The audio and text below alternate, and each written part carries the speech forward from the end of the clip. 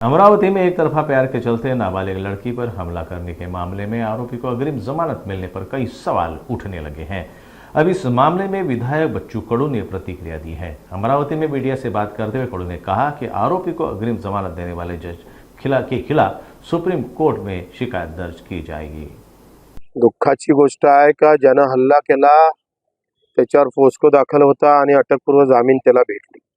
म्हणजे पोलिसांनी कारवाई केली तर न्यायालयानं हात खरे ढिले सोडलेले आहे। ही न्यायालयाच्या अशा पद्धतीच्या जामीन द्यायच्या कशा पद्धती आहे, कुठल्या निकष पाहून त्याला पोस्कोवाल्याला जामीन कशी दिली आणि आता पुन्हा त्यानं गुन्हा करावं म्हणजे त्याला जामीन भेटल्यामुळे त्याची हिंमत वाढलेली आहे।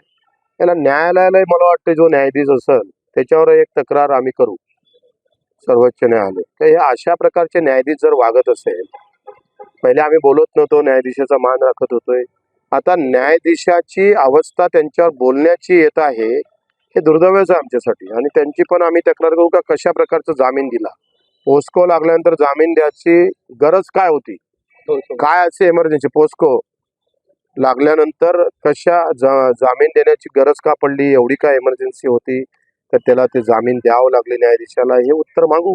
आई वडील सातत्याने आपण जर पाहिलं तर भीतीचं वातावरण निर्माण झालं। आम्ही त्यांच्या सोबत राहू, जमलंच तर भेटही देऊ आणि त्याच्या विरोधात काय करता येईल प्रशासनाच्या माध्यमातून तो प्रयत्न